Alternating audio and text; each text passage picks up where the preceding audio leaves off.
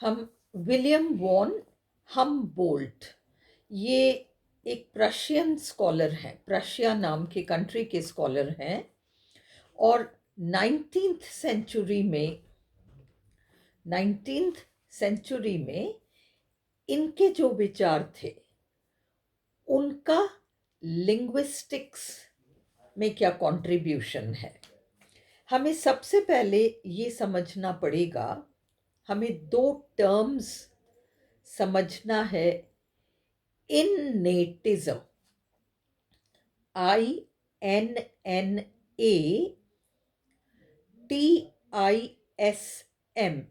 इन्नेटिज्म। दूसरा है empiricism, EMPIRICISM,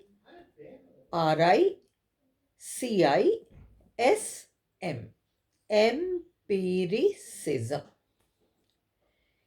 इन्नेटिज्म और एम्पिरिसिज्म, ये दो विचारधाराएं हैं। कई स्कॉलर्स, और इंडिया में, ग्रीस में प्लेटो एरिस्टोटल के टाइम से प्लेटो इन्नेटिज्म में विश्वास करते थे। इन्नेटिज्म का मतलब पैदाइशी हम पूर्ण और कंप्लीट यहाँ पर आए हैं, हर चीज का ज्ञान हमारे अंदर संपूर्ण तरीके से हमारे अंदर है। इन्नेटिज्म, हर चीज हमारे अंदर से है। और एम्पिरिसिज्म का मतलब हमारे पास 5 इंद्रियां हैं, और हम संसार को जो समझते हैं वो इन 5 इंद्रियों के माध्यम से, हम जो देखते हैं जो भी है, उन चीजों से एक्सपीरियंस हमारा आता है। हम लाइफ को समझते हैं, खुद को समझते हैं, सब कुछ है, हर चीज को हम एक अर्थ दे पाते हैं, क्योंकि हमारे पास 5 फिजिकल सेंसेस हैं। हम जो देखते हैं, सुनते हैं, और इन 5 इंद्रियों के माध्यम से नॉलेज हमारे अंदर आता है, ये एम्पिरिसिज्म है। इनेटिज्म कहता है कि नहीं, सारी कंप्लीट परफेक्ट नॉलेज लेकर हम पैदा हुए। प्लेटो इनेटिज्म में विश्वास करते थे, एरिस्टोटल एम्पिरिसिज्म में विश्वास करते थे। और जब हम लिंग्विस्टिक्स करते हैं तो यही दो चीजें, इनेटिज्म और एम्पिरिसिज्म, इन दोनों का एक इम्पोर्टेंस जरूर होगा, क्योंकि अंततः लैंग्वेज हम क्यों यूज करते हैं? लैंग्वेज हम इसलिए यूज करते हैं क्योंकि हम कुछ सामने वाले को समझाना चाहते हैं, और सामने वाले की लैंग्वेज हम सुनकर कुछ समझते हैं। तो इसलिए इनेटिज्म और एम्पिरिसिज्म का बार बार लिंग्विस्टिक्स में एक रोल रहेगा। इंडिया में तो इनेटिज्म को बहुत ज्यादा महत्व दिया गया है। जब हम ये मानते हैं कि ईश्वर हमारे अंदर है, तो वो इनेटिज्म, उस ईश्वर, वो ईश्वर तो पूर्ण है पहले, इनेटिज्म। पर पश्चिमी दुनिया के लोग इनेटिज्म को हाल ही में मानने लगे, मे बी 19th सेंचुरी, और 20th सेंचुरी में इस विचारधारा ने जोर पकड़ा है। नहीं तो वो तो एम्पिरिसिज्म, 5 इंद्रियों के माध्यम से जो ज्ञान इकट्ठा होता है, उसी को इम्पोर्टेंस दिया करते थे। प्रशिया के ये स्कॉलर विलियम वॉन हमबोल्ट इन्नेटिज्म में विश्वास करते थे, इसलिए ये इम्पोर्टेंट है। और इन्हीं के विचारधाराओं पर चोम्स्की चलेंगे, नोम चोम्स्की, जो आज भी जिंदा हैं, जो पाणिनि को बहुत मानते हैं और हमबोल्ट से भी प्रभावित रहे हैं। प्रशिया के विद्वान हैं William von Humboldt. In the 19th century, 19वीं शताब्दी में, the Prussian scholar William von Humboldt, इनका पूरा नाम था William von Humboldt, made some notable contributions to linguistics. इन्होंने लिंग्विस्टिक्स के क्षेत्र में अपना बहुत बड़ा योगदान दिया। He stressed the connection, उन्होंने एक गहरा संबंध बताया किसी भी राष्ट्र की भाषा का उस राष्ट्र की संस्कृति से। संस्कृति हमारे अंदर से आती है, अंदरूनी चीज है, कल्चर, हमारा नेचर, हमारा culture. He stressed the connection, उन्होंने जोर देकर कहा कि गहरा संबंध है बिटवीन नेशनल लैंग्वेजेस, किसी भी राष्ट्र की भाषा, एंड नेशनल कैरेक्टर, जिसको हम कल्चर कह सकते हैं, लूजली ट्रांसलेटेबल एज कल्चर, मतलब हमारे संस्कार, हमारी संस्कृति, ये अंदरूनी चीजें हैं। हम एक स्तर के नीचे नहीं गिरेंगे, ये संस्कार है। तो किसी भी देश की भाषा उसकी संस्कृति, उसके संस्कारों पर आधारित रहती है। He gave the idea of the inner and the outer form in language. Inner व्याकरण का सिस्टम, आउटर फोनीम्स वगैरह। The outer form of language was the raw material, phonemes वगैरह, उन्हीं को तो कंबाइन करके हम शब्द बनाते हैं। The sounds from which different languages were fashioned, उन फोनीम्स से भाषा बनती है, क्योंकि फोनीम्स को मिला के शब्द, फिर शब्दों को मिला के वाक्य।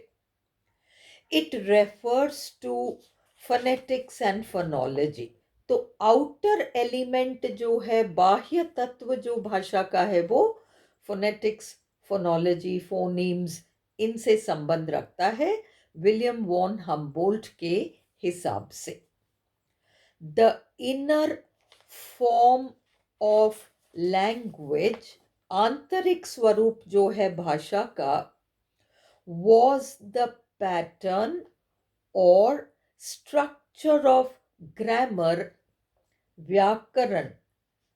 अगर हम कहते हैं the cat is on the mat, बिल्ली चटाई पर है, तो उसका एक मीनिंग है। और सेम शब्द the cat is on the mat, यही शब्द, पर हम इनका क्रम बदल दें, the mat is on the cat, तो सेंस बदल गया।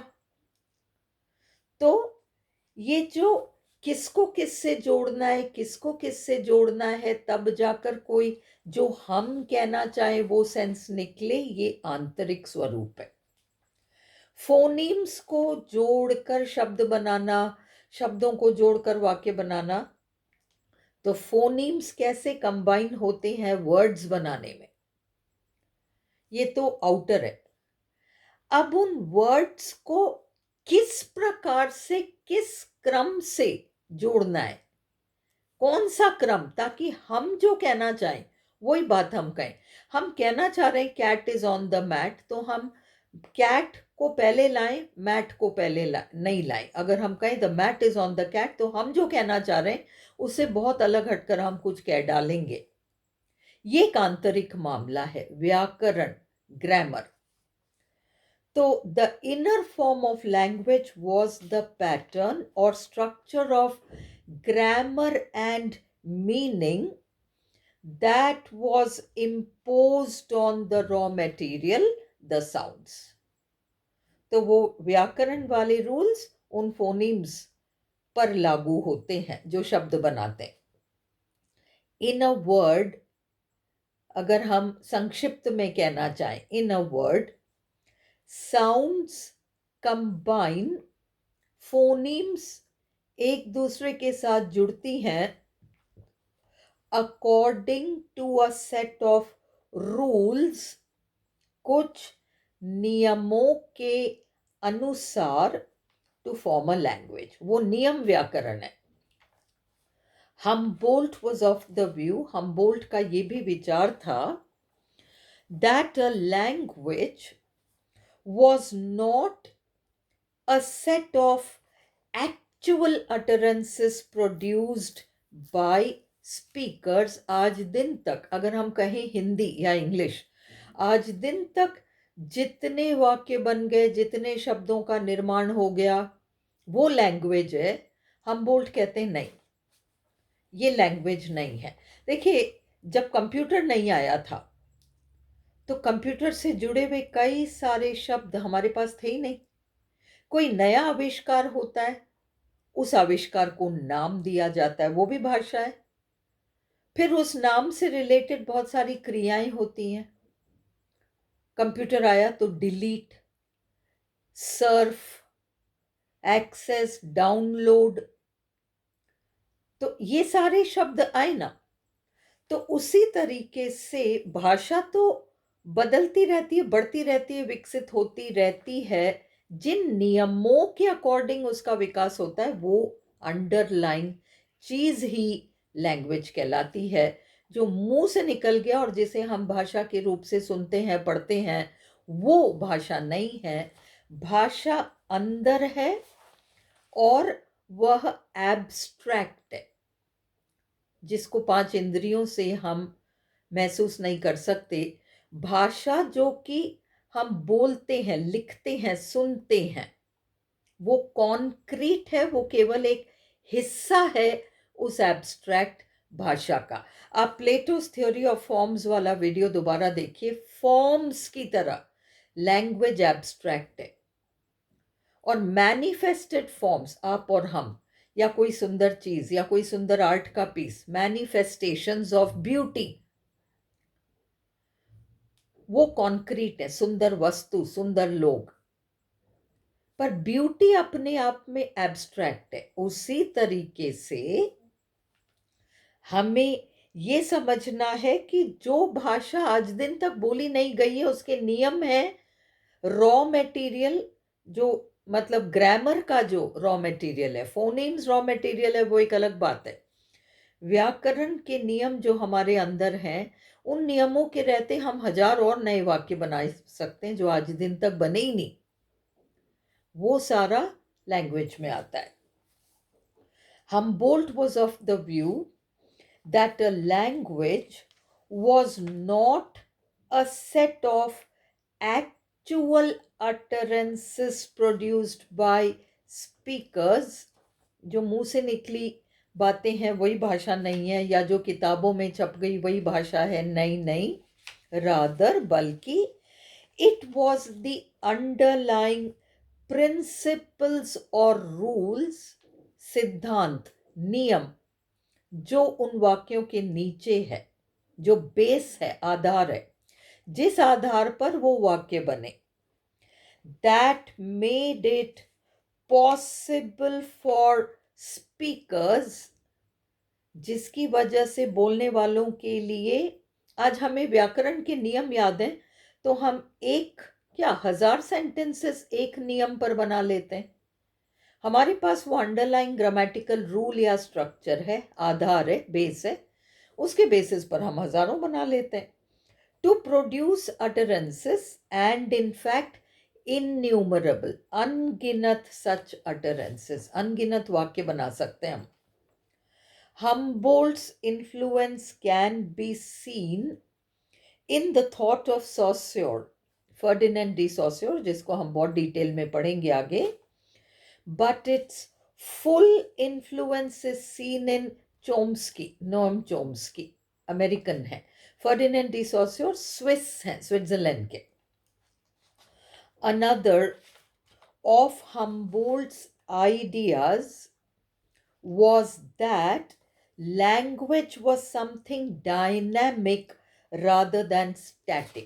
बस भाषा पूरी है, कंप्लीट हो गई, इसके आगे कोई भाषा नहीं है। स्टैटिक, स्थिर नहीं। हमबोल्ट कहते थे भाषा जब देखो विकसित होती चली जाती है, डायनामिक है, चलती रहती है, चलती रहती है। और ये सच है। रोज नए शब्द आ जाते हैं। And that it was an activity in itself. भाषा अपने आप में क्रिया है, rather than the product of activity। हमने स्वेटर बुनने के लिए निटिंग नीडल्स लिए, ऊन लिए, ये एक्टिविटी है निटिंग, और लो साहब तैयार हो गया स्वेटर प्रोडक्ट। वो नहीं है। लैंग्वेज प्रोडक्ट नहीं है, एंड रिजल्ट नहीं है। लैंग्वेज चलती रहती है, इन द मेकिंग है, प्रोसेस में रहती है। ये हम बोल्ट के व्यूज हैं।